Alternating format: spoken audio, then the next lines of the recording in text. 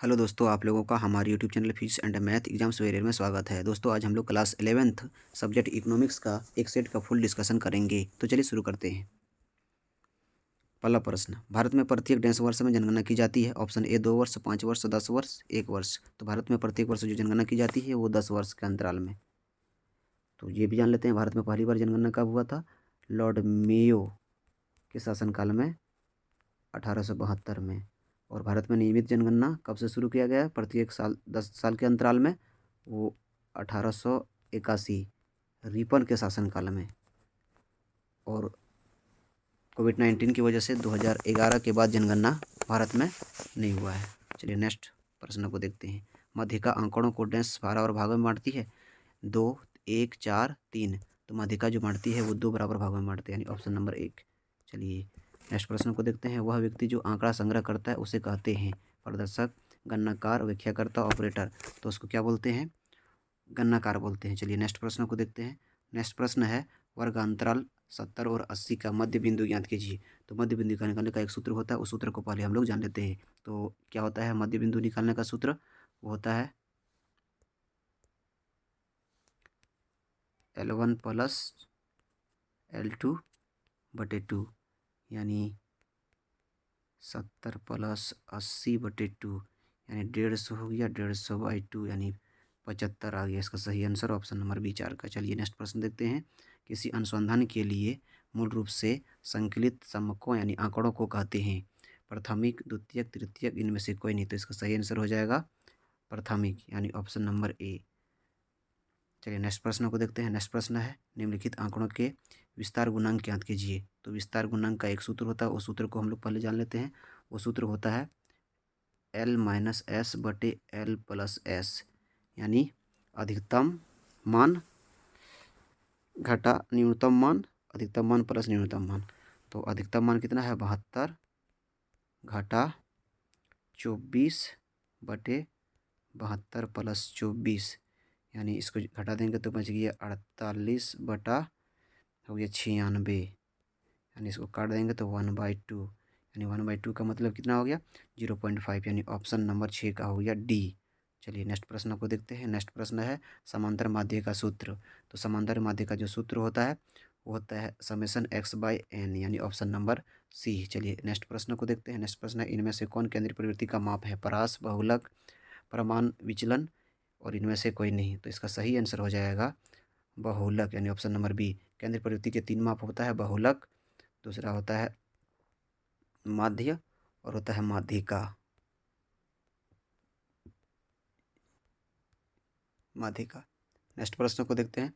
Next प्रश्न है, सांख्यिकी के पिता किसे कहा जाता है? Adam Smith, Gottfried Achenwall, Alfred Marshall, और है सिमनसन। तो इसका सही आंसर हो जाएगा option number B, Gottfried Achenwall. चलिए नेक्स्ट प्रश्न को देखते हैं। नेक्स्ट प्रश्न है, दो चरों के बीच पारस्परिक संबंध को प्रकट करने वाले चित्र को कहते हैं माध्य, विक्षेप चित्र, मानचित्र, माध्यिका। तो इसका सही आंसर हो जाएगा ऑप्शन नंबर बी।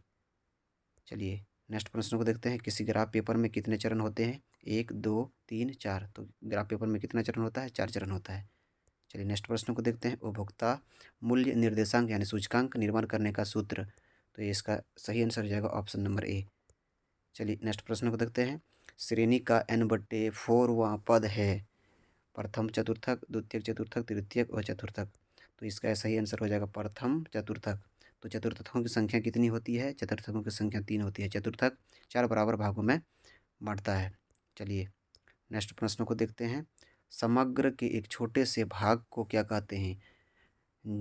जनगणना, प्रतिदर्श, राज्य, प्रश्नावली। तो इसका सही आंसर हो जाएगा ऑप्शन नंबर बी, प्रतिदर्श। प्रतिदर्श किसको बोलते हैं? प्रतिदर्श बोलते हैं किसी बड़े राशि में से चुनी हुई एक छोटी सी राशि की मात्रा को प्रदर्शित करता है, उसको बोलते हैं प्रतिदर्श। चलिए नेक्स्ट प्रश्न को देखते हैं। निम्नलिखित में से कौन सा चर खंडित है? वजन, ऊंचाई, छात्रों की संख्या, इनमें से कोई नहीं। तो इसका सही आंसर हो जाएगा छात्रों की संख्या, यानी ऑप्शन नंबर सी। चलिए नेक्स्ट प्रश्न को देखते हैं। किस अर्थशास्त्री ने कल्याणकारी संबंधी मतलब कल्याण संबंधी परिभाषा प्रस्तुत किया था? Adam Smith, Alfred Marshall, Keynes, और है फिशर। तो इसका सही आंसर हो जाएगा अल्फ्रेड मार्शल, यानी ऑप्शन नंबर बी। चलिए नेक्स्ट प्रश्न को देखते हैं। नेक्स्ट प्रश्न है तथ्यों को उनकी समानता एवं विशेषता के आधार पर क्रमबद्ध करने की क्रिया क्या कहलाता है? तो इसको बोलते हैं वर्गीकरण, यानी ऑप्शन नंबर सी। चलिए नेक्स्ट प्रश्न को देखते हैं। नेक्स्ट प्रश्न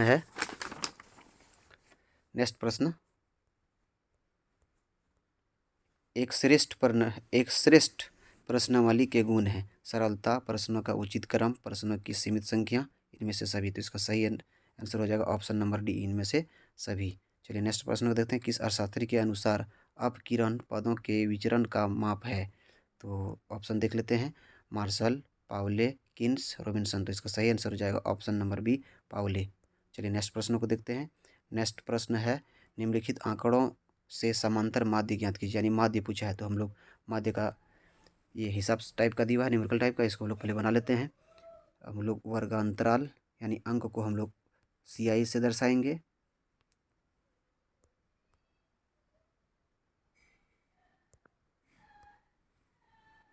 वर्गांतराल को CI से और फ्रीक्वेंसी FI और इसको XI से दर्शा देते हैं। चलिए तो वर्गांतराल कितना है?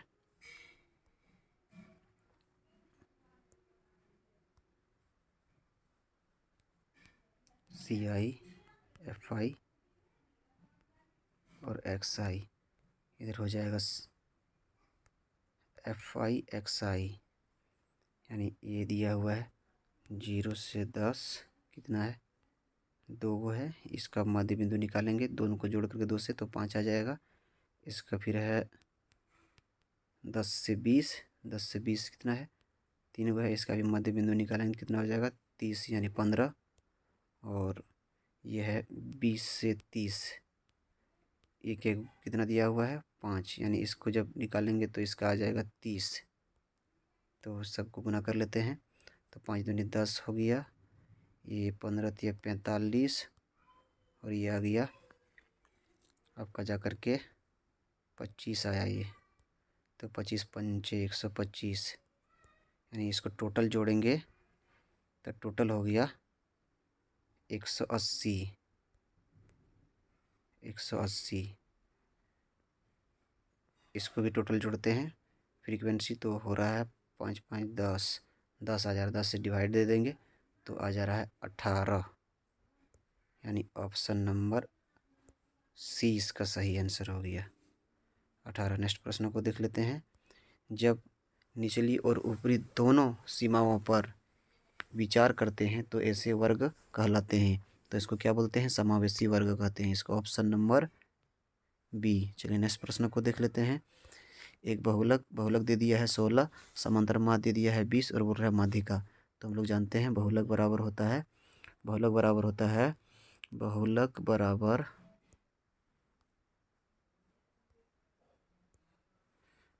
बराबर 3 माध्यिका माइनस 2 माध्य। तो ये 3x बराबर हो गया 20 दूनी 40 प्लस 16, यानी 3x बराबर हो गया 56।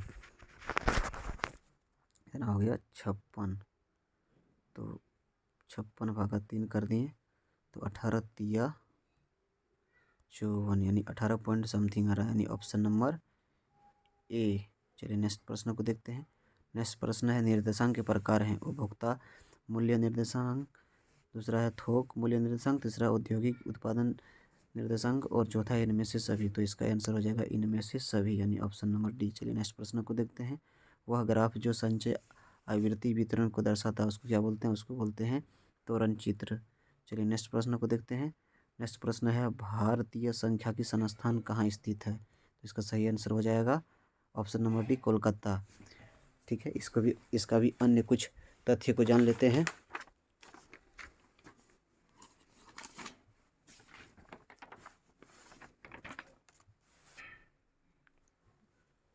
डॉक्टर PC महालनोबिस ने 17 दिसंबर 1931 को जो है इसका बनाया था। 17 दिसंबर 1931। यही बाद में भारतीय संसद द्वारा 1959 में इसको जो है भारतीय सांख्यिकी संस्थान का दर्जा दे दिया, जो कहाँ है, पश्चिम बंगाल यानी कोलकाता में। चलिए नेक्स्ट प्रश्न को देखते हैं। नेक्स्ट प्रश्न है, इनमें से नगद फसल कौन है?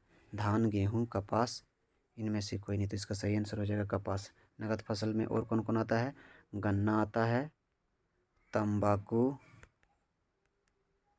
तंबाकू, जूट। नगद फसल किसको कहते हैं? जो उद्योग में कच्चा माल प्राप्त कराता है। निम्न है 27 नंबर क्वेश्चन में है, विश्व बैंक को अन्य किस नाम से जाना जाता है? यानी विश्व बैंक का दूसरा नाम। IMF, UNO, IDBI, IBRD। तो इसका सही आंसर हो जाएगा ऑप्शन नंबर डी, IBDRD। इसका फुल फॉर्म होता है इंटरनेशनल बैंक फॉर रिकंस्ट्रक्शन।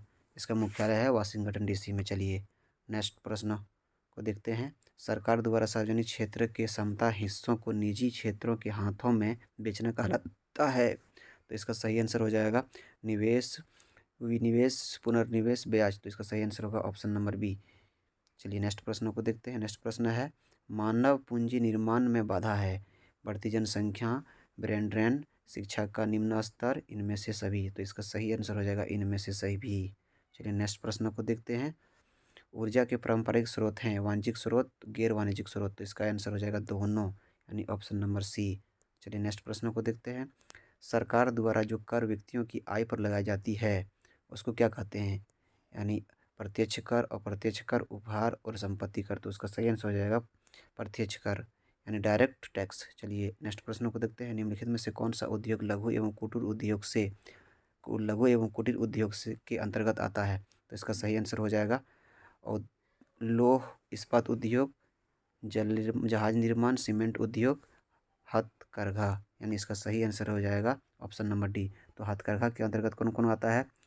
लकड़ी के खिलौने बनाना, और आ जाएगा कपड़ों की सिलाई मशीन। नेक्स्ट प्रश्न को देखते हैं।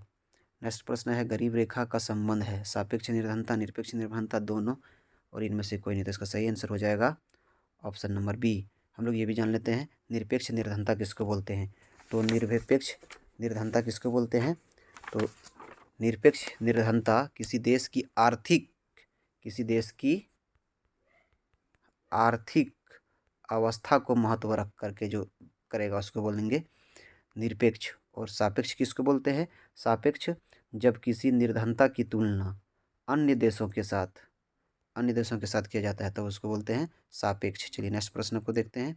नेक्स्ट प्रश्न है, कृषि साख के गैर संस्थागत स्रोत हैं, यानी संस्थागत गैर स्रोत हैं, कौन कौन स्रोत है? अभी देख लेते हैं। नाबार्ड, व्यावसायिक बैंक, बैंक क्षेत्र और महाजन। तो इसका सही आंसर हो जाएगा महाजन। इसके अंतर्गत और आते हैं साहूकार आते हैं, व्यापारी आता है, जमींदार आता है, रिश्तेदार भी इसके अंतर्गत आते हैं, एजेंट कमीशन भी इसके अंतर्गत आते हैं। चलिए नेक्स्ट प्रश्न देखते हैं। आधुनिक संरचना के दो प्रकार कौन सा है? सामाजिक राजनीतिक, सामाजिक तकनीकी, उसके बाद राजनीतिक एवं आर्थिक, और सामाजिक आर्थिक। तो इसका सही आंसर हो जाएगा ऑप्शन नंबर डी। चलिए नेक्स्ट प्रश्न को देखते हैं। CFC का पूर्ण रूप। तो CFC का पूर्ण रूप होता है क्लोरोफ्लोरोकार्बन, यानी ऑप्शन नंबर सी। चलिए नेक्स्ट प्रश्न को देखते हैं। 12वीं पंचवर्षीय योजना की अवधि है, तो 12वीं पंचवर्षीय योजना की अवधि कितना है? 2012 से 2017। और पहली पंचवर्षीय योजना जो था वो 1951 से 1956 तक का था। चलिए नेक्स्ट प्रश्न को देख लेते हैं। नेक्स्ट प्रश्न है, कृषि साख के साधन है भूस्वामी, व्यावसायिक बैंक, ग्रामीण बैंक, इनमें से सभी। तो इसका हो जाएगा इनमें से सभी। चलिए नेक्स्ट प्रश्न को देखते हैं। निर्धनता रेखा से नीचे रहने वाले लोगों की अनुपात देश में अधिक है, यानी किस देश में अधिक है? भारत, चीन, रूस, USA। तो सबसे अधिक है भारत में। चलिए नवरत्न क्या है? निजी उपकरण, सार्वजनिक उपकरण, दोनों, और इनमें से कोई नहीं। तो इसका सही आंसर हो जाएगा सार्वजनिक उपकरण।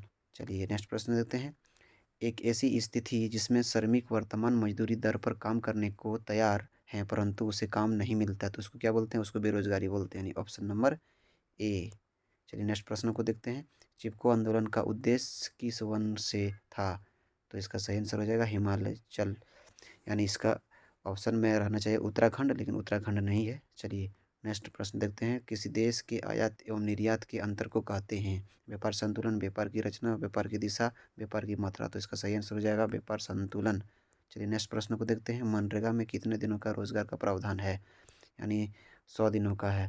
बेरोजगारी भत्ता जिसको बोलते हैं, अगर सरकार रोजगार नहीं दे सका तो 100 दिनों का बेरोजगार भत्ता उसको देना पड़ेगा। चलिए नेक्स्ट प्रश्न को देखते हैं, वनोन्मूलन का परिणाम है?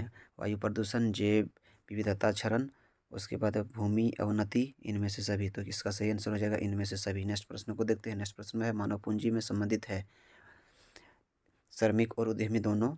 श्रमिक, संपूर्ण जनसंख्या, उद्यमी। तो इसका सही आंसर हो जाएगा श्रमिक और उद्यमी दोनों। चलिए नेक्स्ट प्रश्न को देखते हैं, SHG का फुल फॉर्म तो होता है सेल्फ हेल्प ग्रुप, यानी ऑप्शन नंबर ए। चलिए नेक्स्ट प्रश्न को देखते हैं, निर्माण क्षेत्र अर्थव्यवस्था के डैश क्षेत्र में सम्मिलित होता है? प्राथमिक, द्वितीयक, तृतीयक, इनमें से कोई नहीं। तो निर्माण क्षेत्र जो आता है वो आता है दूसरा में। प्राथमिक में कौन आता है? जो सीधे प्रकृति से जुड़ा हुआ रहता है, जैसे कृषि हो गया, उसके बाद खनन हो गया, ये सब आता है। चलिए नेक्स्ट, और तीसरा के अंतर्गत कौन आता है? सेवा क्षेत्र। तीसरा को सेवा क्षेत्र बोलते हैं, जिसके अंतर्गत आता है डॉक्टर आ गया, ड्राइवर, टेम्पो ड्राइवर जिसको बोलते हैं, शिक्षक, ये सब आ गया। चलिए नेक्स्ट प्रश्न को देखते हैं, एक सूचक जो किसी देश के मानव विकास को मापता है? PTT, उसके बाद है SBI, RBI और HDI। तो इसका सही आंसर हो जाएगा HDI। तो HDI का फुल फॉर्म क्या होता है? Human development index. चलिए नेक्स्ट प्रश्न को देखते हैं, जो आज का आखिरी प्रश्न है, प्रति व्यक्ति आय किस देश में अधिक है? भारत, पाकिस्तान, चीन, बांग्लादेश। तो प्रति व्यक्ति आय सबसे अधिक किस में है? इस ऑप्शन के अनुसार से चीन में। तो 50 प्रश्न का हम लोग फुल डिस्कशन कर लिए। दोस्तों अगर वीडियो अच्छा लगा तो लाइक, सब्सक्राइब और शेयर कर दें, और सब्सक्राइब के बगल में बेल आइकन है उसको दबा दें, ताकि इसी प्रकार का नोटिफिकेशन वीडियो डालेंगे तो नोटिफिकेशन मिल सके आप लोगों को। Thank you.